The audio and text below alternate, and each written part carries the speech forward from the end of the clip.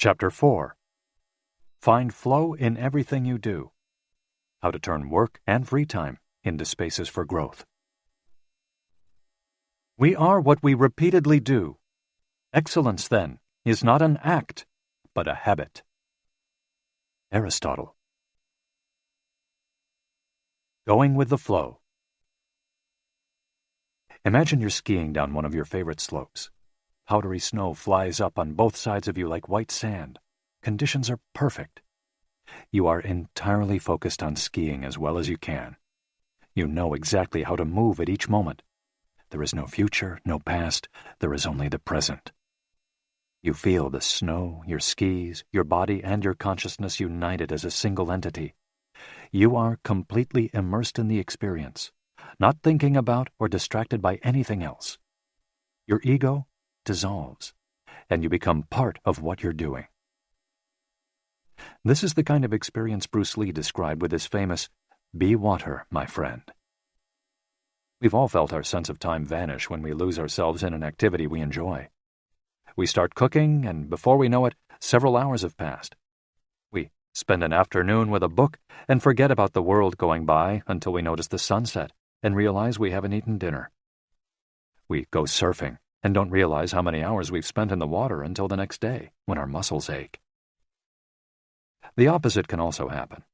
When we have to complete a task we don't want to do, every minute feels like a lifetime, and we can't stop looking at our watch. As the quip attributed to Einstein goes, "Put your hand on a hot stove for a minute, and it seems like an hour. Sit with a pretty girl for an hour, and it seems like a minute." That is relativity. The funny thing is that someone else might really enjoy the same task, but we want to finish as quickly as possible. What makes us enjoy doing something so much that we forget about whatever worries we might have while we do it? When are we happiest? These questions can help us discover our Ikigai. The power of flow. These questions are also at the heart of psychologist Mihai Csikszentmihalyi's research into the experience of being completely immersed in what we're doing. Csikszentmihalyi called this state flow and described it as the pleasure, delight, creativity, and process when we are completely immersed in life. There is no magic recipe for finding happiness, for living according to your Ikigai, but one key ingredient is the ability to reach this state of flow, and, through this state, have an optimal experience. In order to achieve this optimal experience, we have to focus on increasing the time we spend on activities that bring us to this state of flow, rather than allowing ourselves to get caught up in activities that offer immediate pleasure, like eating too much, abusing drugs or alcohol, or stuffing ourselves with chocolate in front of the TV. As Csikszentmihalyi asserts in his book, Flow, The Psychology of Optimal Experience, flow is the state in which people are so involved in an activity that nothing else seems to matter. The experience itself is so enjoyable that people will do it, even at great cost, for the sheer sake of doing it. It's not only creative professionals who require the high doses of concentration that promote flow. Most athletes, chess players, and engineers also spend much of their time on activities that bring them to this state. According to Csikszentmihalyi's research, a chess player feels the same way upon entering a state of flow as a mathematician working on a formula, or a surgeon performing an operation. A professor of psychology, Csikszentmihalyi analyzed data from people around the world and discovered that flow is the same among individuals of all ages and cultures. In New York and Okinawa, we all reach a state of flow in the same way. But what happens to our mind when we're in that state? When we flow, we're focused on a concrete task without any distractions. Our mind is in order. The opposite occurs when we try to do something while our mind is on other things. The 7 conditions for achieving flow. According to researcher Owen Schaffer of DePaul University, the requirements for achieving flow are 1. Knowing what to do. 2. Knowing how to do it. 3. Knowing how well you're doing. 4. Knowing where to go, where navigation is involved. 5. Perceiving significant challenges. 6. Perceiving significant skills. 7. Being free from distractions. If you often find yourself losing focus while working on something you consider important, there are several strategies you can employ to increase your chances of achieving flow. Strategy number 1. Choose a difficult task, but not too difficult. Schaffer's model encourages us to take on tasks that we have a chance of completing, but that are slightly outside our comfort zone. Every task, sport or job, has a set of rules, and we need a set of skills to follow them. If the rules for completing a task or achieving a purpose are too basic relative to our skill set, we'll likely get bored. Activities that are too easy lead to apathy. If, on the other hand, we assign ourselves to a task that is too difficult, we won't have the skills to complete it and will almost certainly give up and feel frustrated to boot. The ideal is to find a middle path, something aligned with our abilities but just a bit of a stretch, so we experience it as a challenge. That's what Ernest Hemingway meant when he said, "Sometimes I write better than I can." We want to see challenges through to the end because we enjoy the feeling of pushing ourselves. Bertrand Russell expressed a similar idea when he said, "To be able to concentrate for a considerable amount of time is essential to difficult achievement." If you're a graphic designer, learn a new software program for your next project. If you're a programmer, use a new programming language. If you're a dancer, try to incorporate into your next routine a movement that has seemed impossible for years. Add a little something extra, something that takes you out of your comfort zone. Even doing something as simple as reading means following certain rules, having certain abilities and knowledge. If we set out to read a book on quantum mechanics for specialists in physics without being specialists in physics ourselves, we'll probably give up after a few minutes. On the other end of the spectrum, if we already know everything a book has to tell us, we'll get bored right away. However, if the book is appropriate to our knowledge and abilities and builds on what we already know, we'll immerse ourselves in our reading, and time will flow. This pleasure and satisfaction are evidence that we are in tune with our Ikigai. In summary, easy tasks lead to boredom, challenging tasks lead to flow, tasks beyond our abilities lead to anxiety. Strategy 2. Have a clear, concrete objective. Video games, played in moderation, board games, and sports are great ways to achieve flow because the objective tends to be very clear. Beat your rival or your own record while following a set of explicitly defined rules. Unfortunately, the objective isn't quite as clear in most situations. According to a study by Boston Consulting Group, when asked about their bosses, the number one complaint of employees at multinational corporations is that they don't communicate the team's mission clearly, and that as a result, the employees don't know what their objectives are. What often happens, especially in big companies, is that the executives get lost in the details of obsessive planning, creating strategies to hide the fact that they don't have a clear objective. It's like heading out to sea with a map, but no destination. It's much more important to have a compass pointing to a concrete objective than to have a map. Joy Ito, director of the MIT Media Lab, encourages us to use the principle of compass over maps as a tool to navigate our world of uncertainty. In the book Whiplash, How to Survive Our Faster Future, he and Jeff Howe write, "In an increasingly unpredictable world moving ever more quickly, a detailed map may lead you deep into the woods at an unnecessarily high cost. A good compass, though, will always take you where you need to go. It doesn't mean that you should start your journey without any idea where you're going. What it does mean is understanding that while the path to your goal may not be straight, you'll finish faster and more efficiently than you would have if you had trudged along a pre-planned route." In business, the creative professions, and education alike, it's important to reflect on what we hope to achieve before starting to work, study, or make something. We should ask ourselves questions such as, what is my objective for today's session in the studio? How many words am I going to write today for the article coming out next month? What is my team's mission? How fast will I set the metronome tomorrow in order to play that sonata at an allegro tempo by the end of the week? Having a clear objective is important in achieving flow, but we also have to know how to leave it behind when we get down to business. Once the journey has begun, we should keep this objective in mind without obsessing over it. When Olympic athletes compete for a gold medal, they can't stop to think how pretty the medal is. They have to be present in the moment. They have to flow. If they lose focus for a second, thinking how proud they'll be to show the medal to their parents, they'll almost certainly commit an error at a critical moment and will not win the competition. One common example of this is writer's block. Imagine that a writer has to finish a novel in 3 months. The objective is clear. The problem is that the writer can't stop obsessing over it. Every day she wakes up thinking, I have to write that novel. And every day she sets about reading the newspaper and cleaning the house. Every evening she feels frustrated and promises she'll get to work the next day. Days, weeks, and months pass, and the writer still hasn't gotten anything down on the page, when all it would have taken was to sit down and get that first word out, then the second, to flow with the project, expressing her Ikigai. As soon as you take these first small steps, your anxiety will disappear and you'll achieve a pleasant flow in the activity you're doing.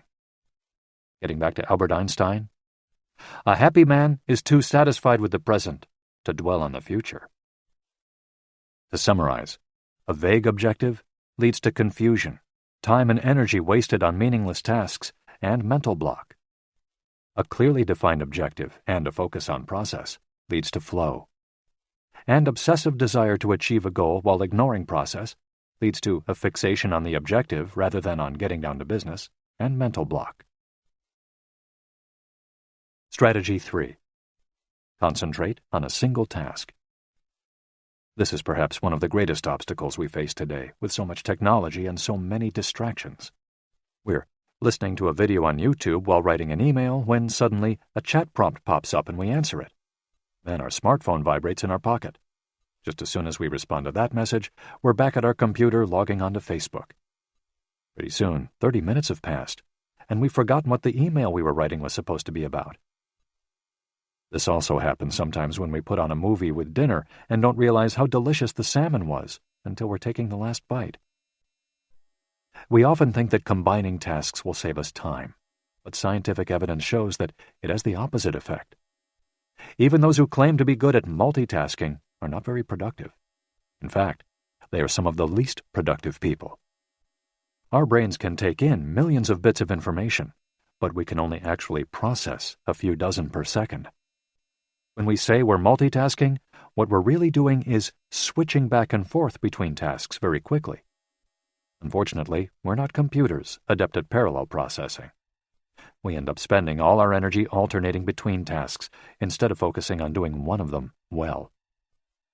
Concentrating on one thing at a time may be the single most important factor in achieving flow. According to Csikszentmihalyi, in order to focus on a task, we need 1. To be in a distraction-free environment, and 2. To have control over what we're doing at every moment. Technology is great if we're in control of it. It's not so great if it takes control of us. For example, if you have to write a research paper, you might sit down at your computer and use Google to look up the information you need. However, if you're not very disciplined, you might end up surfing the web instead of writing that paper. In that case, Google and the Internet will have taken over, pulling you out of your state of flow. It has been scientifically shown that if we continually ask our brains to switch back and forth between tasks, we waste time, make more mistakes, and remember less of what we've done. Several studies conducted at Stanford University by Clifford Ivar Nass describe our generation as suffering from an epidemic of multitasking. One such study analyzed the behavior of hundreds of students, dividing them into groups based on the number of things they tended to do at once. The students who were the most addicted to multitasking typically alternated among more than 4 tasks. For example, taking notes while reading a textbook, listening to a podcast, answering messages on their smartphone, and sometimes checking their Twitter timeline. Each group of students was shown a screen with several red and several blue arrows. The objective of the exercise was to count the red arrows. At first, all the students answered correctly right away, without much trouble.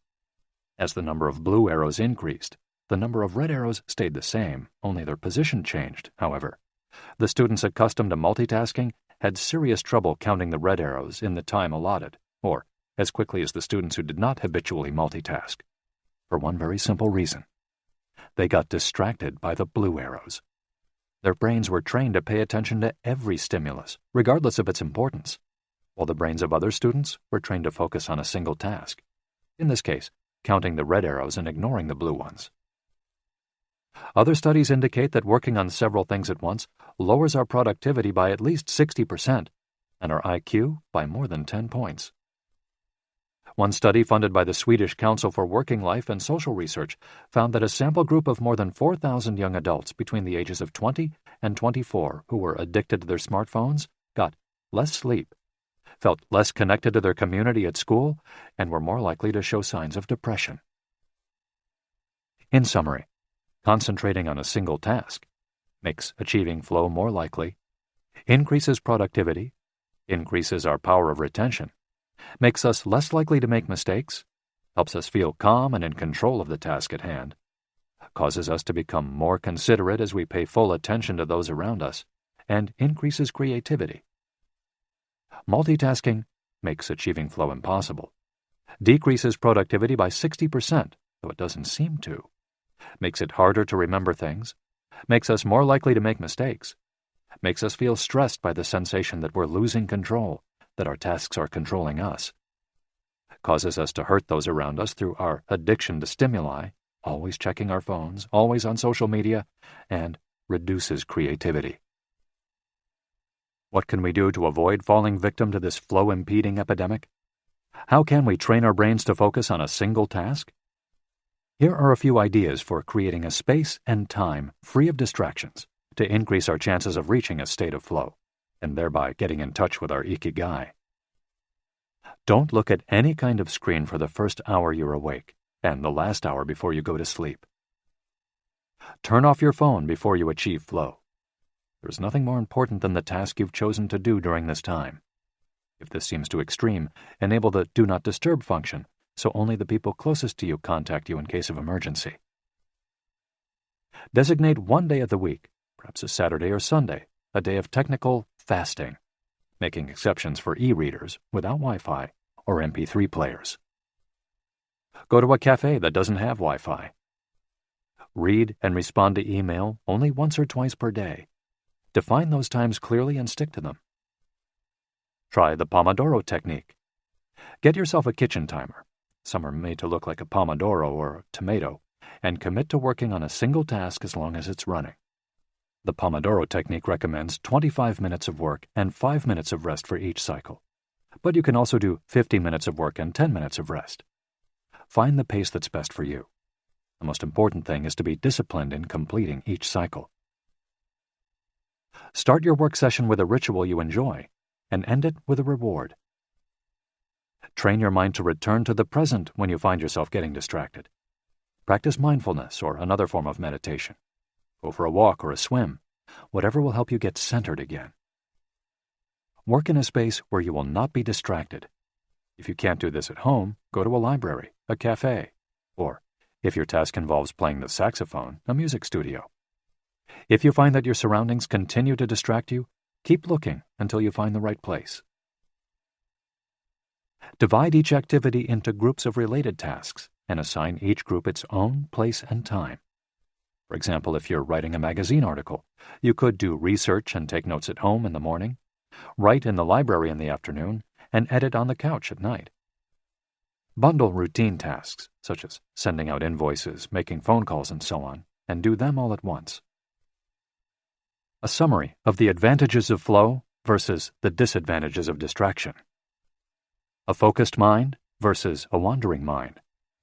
Living in the present versus thinking about the past and the future. Being free from worry versus having concerns about our daily life and the people around us invading our thoughts. Having the hours fly by versus having every minute seem endless. With flow, we feel in control. With distraction, we lose control and fail to complete the task at hand, or other tasks or people keep us from our work. With flow, we prepare thoroughly. With distraction, we act without being prepared. With flow, we know what we should be doing at any given moment.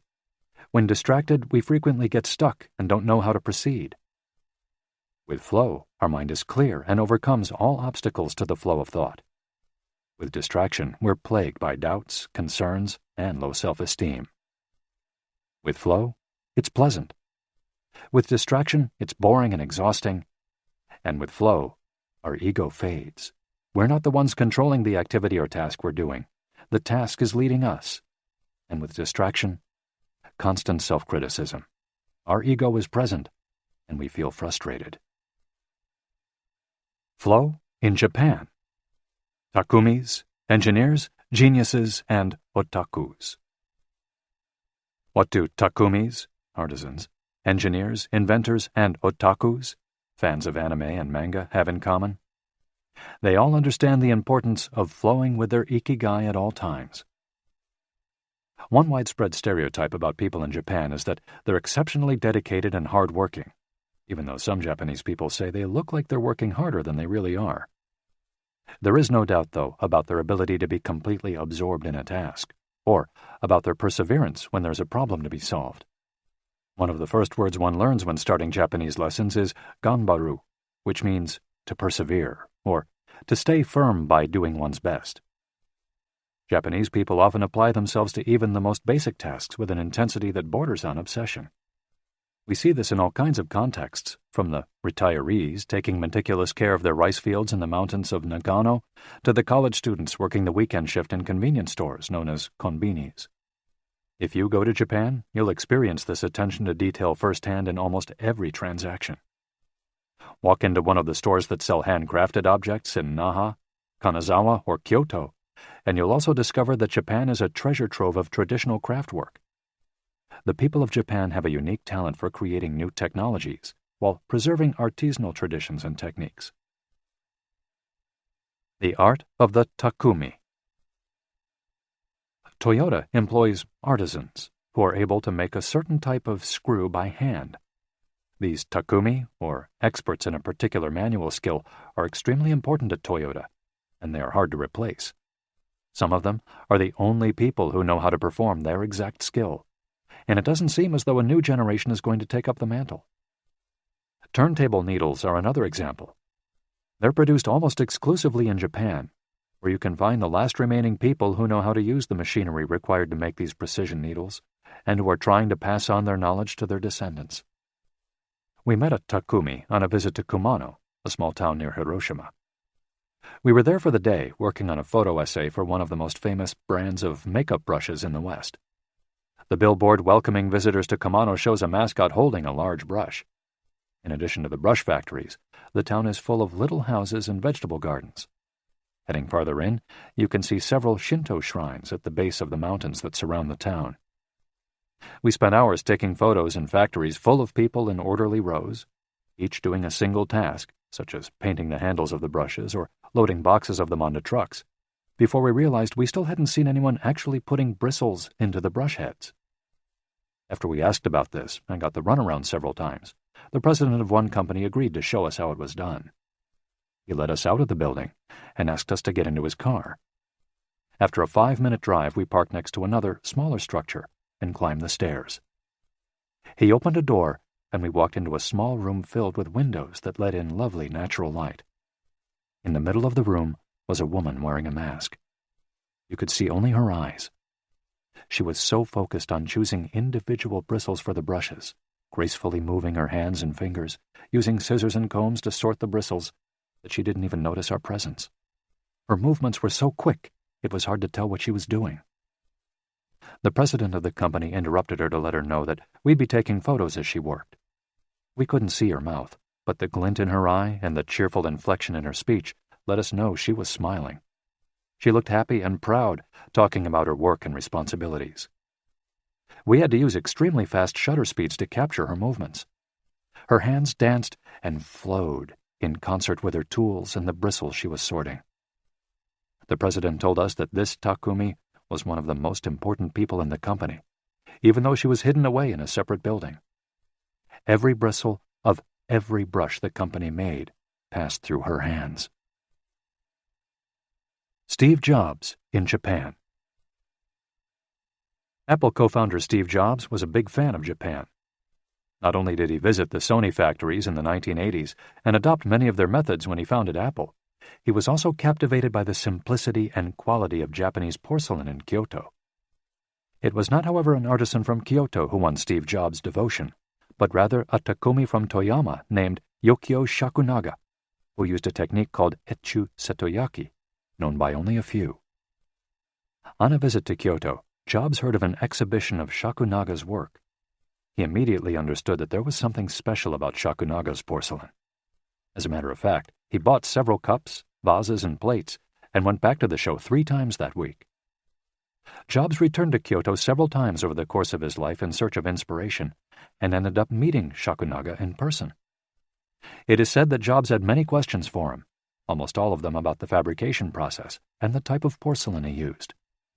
Shakunaga explained that he used white porcelain he extracted himself from mountains in the Toyama prefecture, making him the only artist of his ilk familiar with the fabrication process of porcelain objects from their origins in the mountains to their final form, an authentic Takumi. Jobs was so impressed that he considered going to Toyama to see the mountain where Shakunaga got his porcelain, but thought better of it when he heard that it was more than 4 hours by train from Kyoto.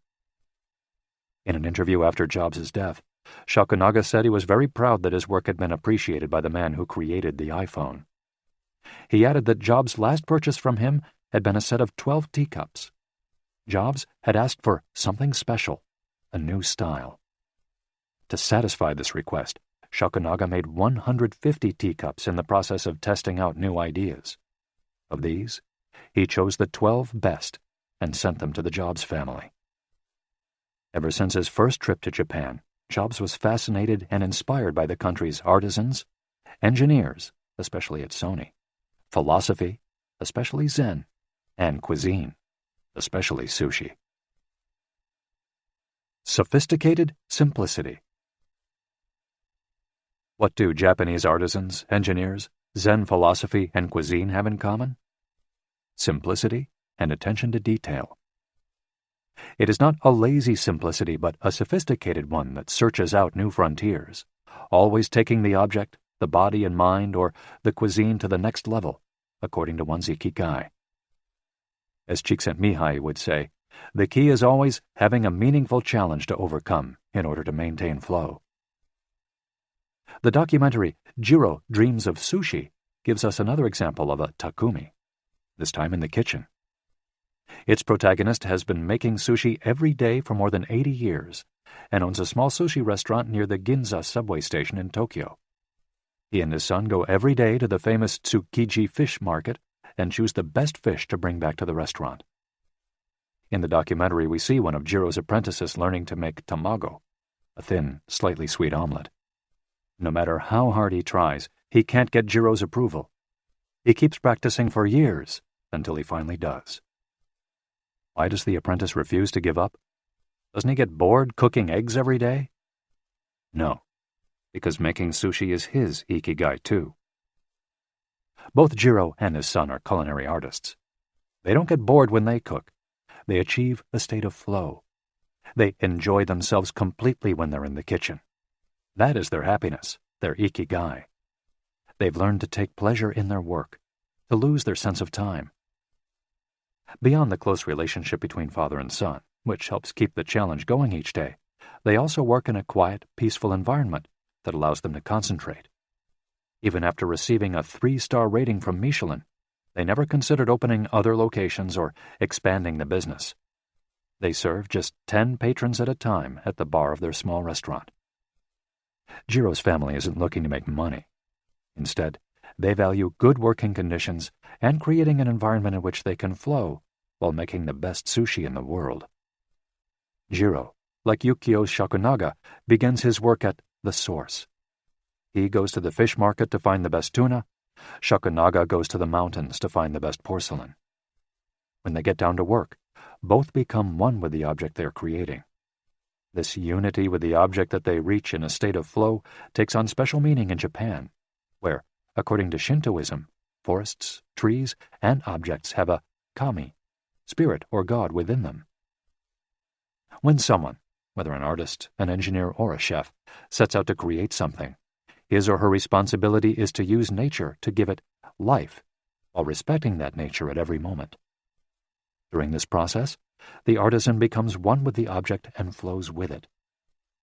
An ironworker would say that metal has a life of its own, just as someone making ceramics would say the clay does.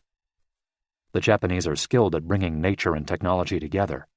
Not man versus nature, but a union of the two. The purity of Ghibli. There are those who say that the Shinto value of being connected with nature is vanishing. One of the harshest critics of this loss is another artist with a clearly defined Ikigai, Hayao Miyazaki, the director of the animated films produced by Studio Ghibli. In nearly all his films, we see humans, technology, fantasy, and nature in a state of conflict, and in the end, coming together.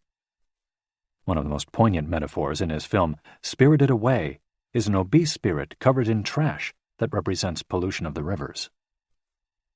In Miyazaki's films, forests have personalities, trees have feelings, and robots befriend birds. Considered a national treasure by the Japanese government, Miyazaki is an artist capable of becoming completely absorbed in his art. He uses a cell phone from the late 1990s, and he makes his entire team draw by hand.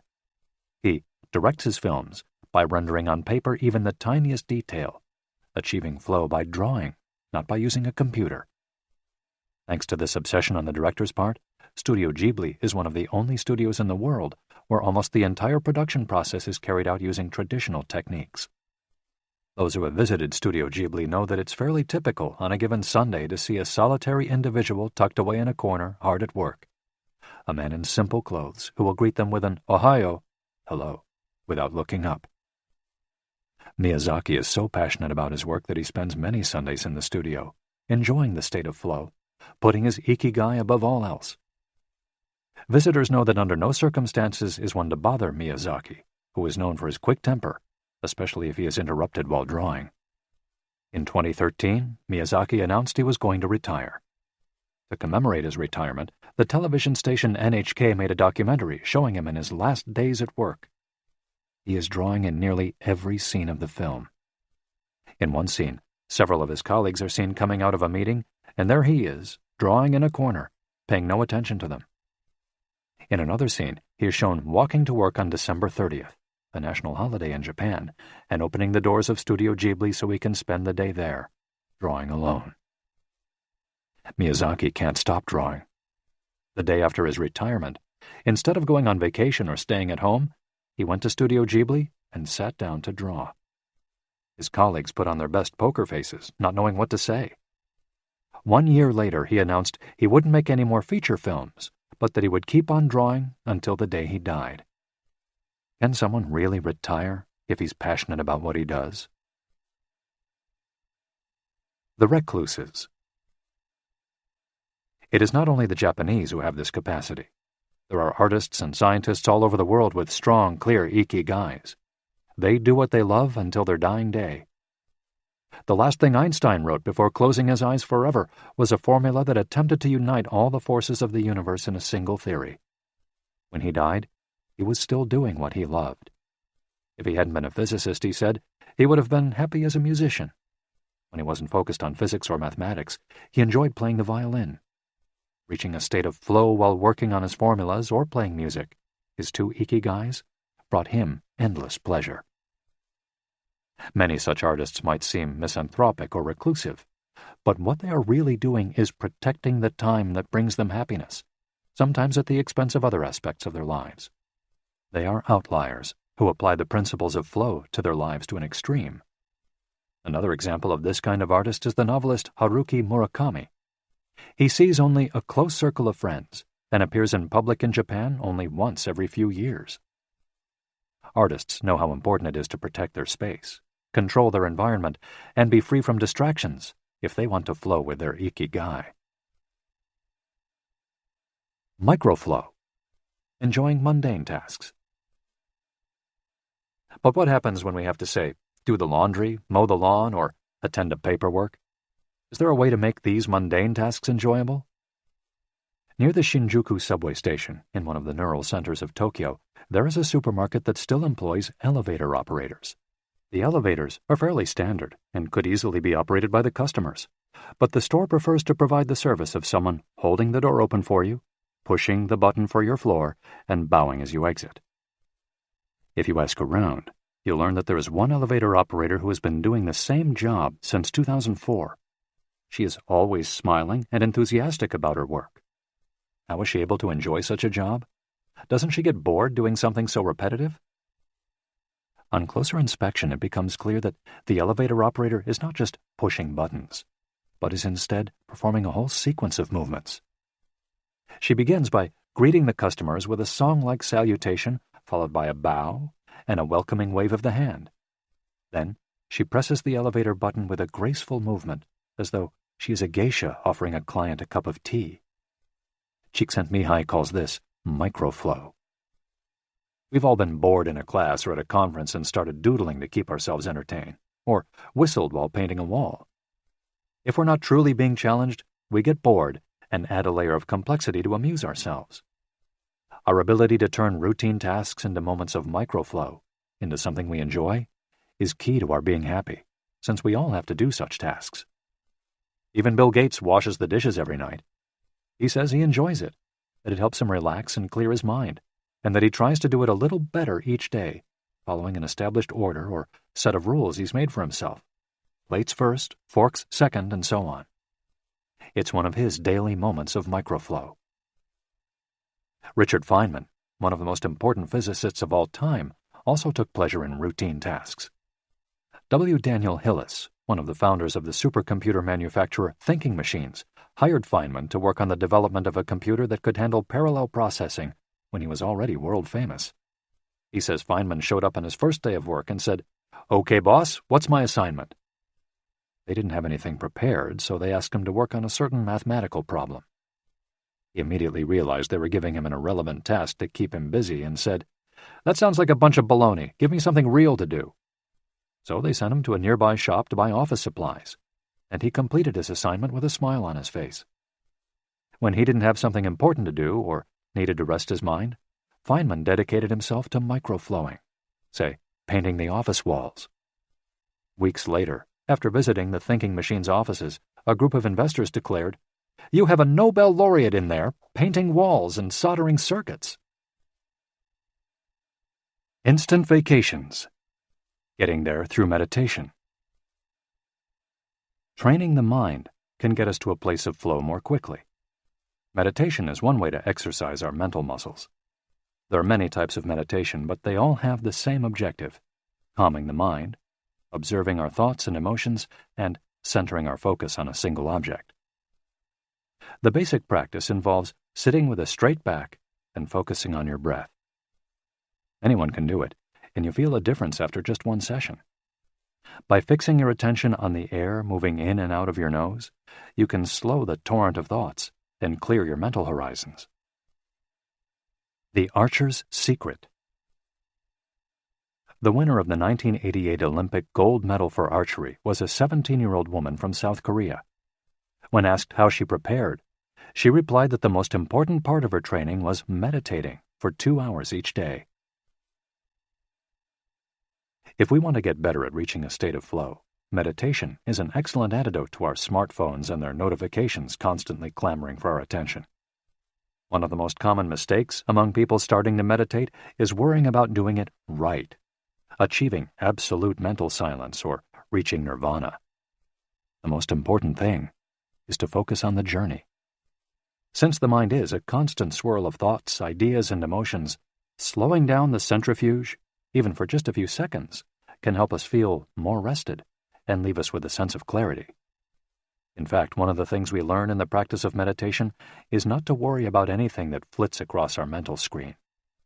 The idea of killing our boss might flash into our mind, but we simply label it as a thought and let it pass like a cloud, without judging or rejecting it. It's only a thought, one of the 60,000 we have every day, according to some experts. Meditation generates alpha and theta brainwaves. For those experienced in meditation, these waves appear right away, while it might take half an hour for a beginner to experience them. These relaxing brainwaves are the ones that are activated right before we fall asleep, as we lie in the sun or right after taking a hot bath. We all carry a spa with us everywhere we go. It's just a matter of knowing how to get in, something anyone can do with a bit of practice. Humans as ritualistic beings. Life is inherently ritualistic. We could argue that humans naturally follow rituals that keep us busy. In some modern cultures, we've been forced out of our ritualistic lives to pursue goal after goal in order to be seen as successful. But throughout history, humans have always been busy. We were hunting, cooking, farming, exploring, and raising families, activities that were structured as rituals to keep us busy throughout our days. But in an unusual way, rituals still permeate daily life and business practices in modern Japan. The main religions in Japan, Confucianism, Buddhism, and Shintoism, are all ones in which the rituals are more important than absolute rules. When doing business in Japan, process, manners, and how you work on something is more important than the final results. Whether this is good or bad for the economy is beyond the scope of this audiobook. What is indisputable, though, is that finding flow in a ritualistic workplace is much easier than in one in which we are continually stressed out trying to achieve unclear goals set by our bosses. Rituals give us clear rules and objectives, which help us enter a state of flow. When we have only a big goal in front of us, we might feel lost or overwhelmed by it. Rituals help us by giving us the process, the sub-steps on the path to achieving a goal. When confronted with a big goal, try to break it down into parts, and then attack each part one by one. Focus on enjoying your daily rituals, using them as tools to enter a state of flow. Don't worry about the outcome. It will come naturally. Happiness is in the doing, not in the result. As a rule of thumb, remind yourself, rituals over goals. The happiest people are not the ones who achieve the most. They're the ones who spend more time than others in a state of flow. Using flow to find your Ikigai. After hearing this chapter, you should have a better idea of which activities in your life make you enter flow. Write all of them on a piece of paper. Then, ask yourself 3 questions. What do the activities that drive you to flow have in common? Why do these activities drive you to flow? For example, are all the activities you most like doing ones that you practice alone or with other people? Do you flow more when doing things that require you to move your body, or just to think?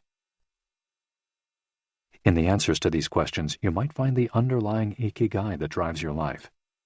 If you don't, then keep searching by going deeper into what you like by spending more of your time in the activities that make you flow. Also, try new things that are not on the list of what makes you flow, but that are similar and that you're curious about.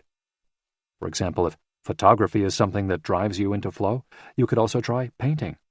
You might even like it more. Or if you love snowboarding and have never tried surfing, flow is mysterious. It's like a muscle. The more you train it, the more you will flow, and the closer you'll be to your Ikigai.